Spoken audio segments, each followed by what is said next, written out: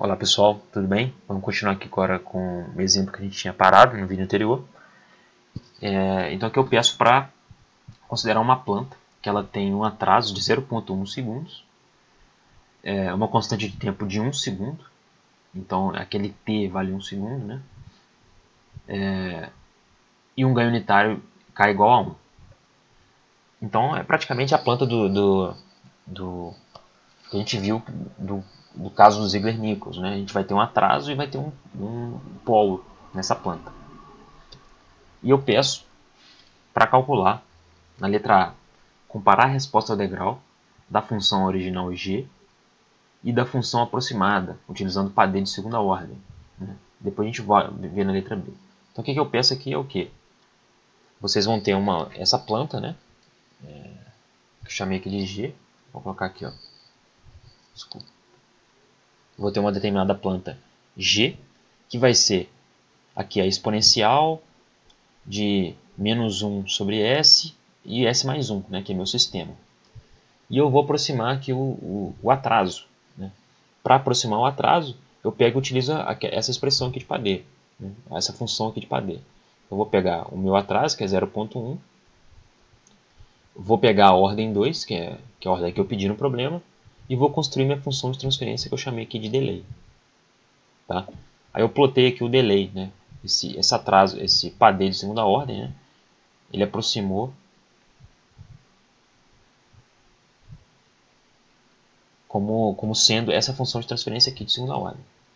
E aqui o meu g aproximado vai ser a multiplicação dos dois, né? Vai ser essa função aqui, que era 1 sobre s mais 1, vezes o delay que eu estou aproximando, que é aquilo ali. Agora vamos ver qual que é a resposta ao degrau das duas, né? Foi isso que eu pedi. Qual que é a resposta ao degrau das duas? Repara que a gente está coladinho aqui em cima, né? Então aqui eu tenho uma coisa que eu não estou vendo, né? Mas aqui tem um atrasozinho. E o resto está tudo igual.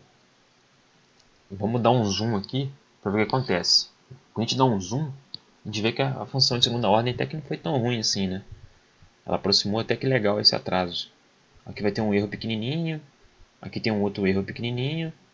Depois ela cola direitinho. Então essa função de segunda ordem não ficou tão ruim assim, né? Nessa aproximação. E a gente tem um atraso. Na letra B, eu peço para ajustar o controlador P e D, né, do controlador G de C, de acordo com o primeiro método de Ziegler-Nichols. Então vou olhar naquela tabela, vou olhar o que eu tenho que colocar no meu P e D e vou utilizar esse controlador. E eu peço para traçar o lugar das raízes, né, para essa função aproximada. E eu pergunto também, né, qual que é o ganho crítico da instabilidade? Só para fazer um parênteses aqui, né? Então, se eu for plotar o root locus, né, eu vou usar aqui a função rlocus de exponencial de menos s 0,1 dividido por 1 sobre s mais 1, eu não vou conseguir plotar o root locus, porque o root locus ele não considera atraso. Essa aqui é uma função transcendental, eu não consigo colocar raízes, né? Então isso aqui o MATLAB vai dar erro, eu não consigo plotar o root locus para funções com atraso. Por isso que a gente usa a aproximação. Então eu pedi para vocês colocarem aqui no root locus só a função aproximada para ver o que acontece. Vamos aproximar essa função e colocar um root locus dela. E eu peço para calcular o ganho crítico. O ganho crítico, né, para a gente poder relembrar aqui, ele é definido, né, eu tenho um determinado root locus cruzando aqui o eixo imaginário.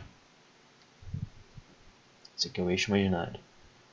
Aí eu vou aumentando o ganho, aumentando o ganho, aumentando o ganho, aumentando o ganho. Nesse ponto aqui, ó, meu polo da minha função de transferência de malha fechada, ele vai estar aqui. Né? A gente fala um pouquinho mais de root locus mais para frente. Então meu K crítico vai estar aqui. Se eu aumentar mais um pouquinho do K, ele fica instável.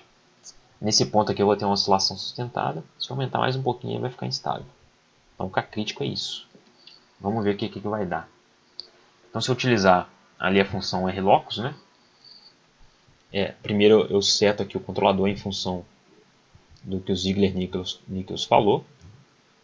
E aqui eu coloco a função de transferência mais aberta, que eu chamei MA aproximado, que vai ser esse controlador que eu acabei de setar, vezes o GA aproximado, que é a aproximação de padê. Eu vou ver aqui que esse meu root locus, né? Eu vou até botar aqui no MATLAB para ficar melhor de ver. Então, o primeiro método de Ziegler-Nichols.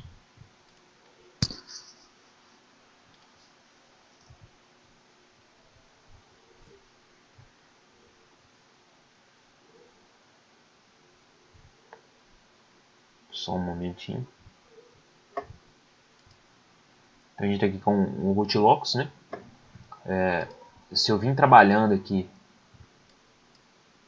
com o meu K, né? Repara que o K aqui está 0.4. 0.04. Aqui ficou 0.5. Quando chega nesse momento aqui 1.37, eu ainda estou estável, né? Meu ganho aqui é estável. Se eu passo para cá, meu polo na função de transferência de malha fechada, ele passa para ficar instável, já que eu tenho a parte real positiva, né? Então o K crítico ele vai ficar aqui, ó, entre 1.37 e 1.7, né? Esse vai ser o meu K crítico. Eu posso utilizar aqui, por exemplo, né, minha função de transferência de malha aberta aproximada, essa aqui. Eu posso utilizar aquele Sisotu, né, para essa função de transferência de malha aberta, né. Se eu passar isso para o Sisotu, ele vai gerar o mesmo Rootlocus, né. Então eu já estava esperando isso, né, o mesmo Rootlocus aqui.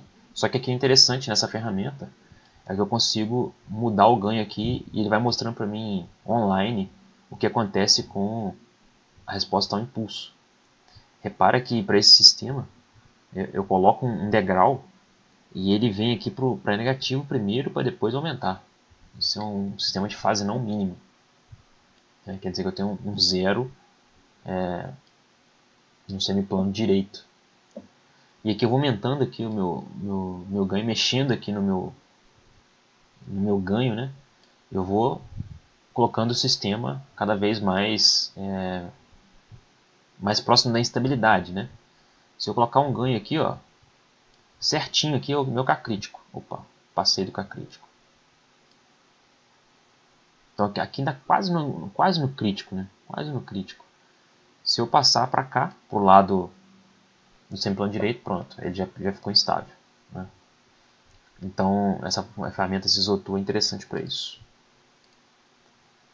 E qual que é o ganho crítico? Vai ficar entre 1.37 e 1.7, né? Eu coloquei aqui o ganho crítico é 1.37. Por conta da precisão aqui eu não consigo mais. Então até 1.37 de ganho eu consigo ficar estável. E aqui, para comparar a resposta ao degrau do sistema de malha fechada original, agora eu estou querendo malha fechada, né? Eu vou fechar essa malha original e aproximada. Para fechar a malha aqui, o Simulink ele consegue fechar essa malha com essa exponencial, com esse atraso. Então eu fechei aqui a malha fechada MF, que seria o feedback com a malha original, e esse MF aproximado seria fechar a malha com MA aproximado. Depois fiz um step dos dois, vi a resposta ao degrau dos dois. Utilizei aqui aquela função step normal. E a gente vê em azul aqui a função de transferência de malha fechada original. Aqui a gente percebe realmente o atraso, né? Como se fosse um sistema discreto mesmo. A gente vai ter um atraso aqui. Depois a gente vai ter aqui, por conta do atraso, né, alguns picos aqui, característico de um sistema amostrado, né? Vai ter outro pico aqui amostrado, outro pico amostrado.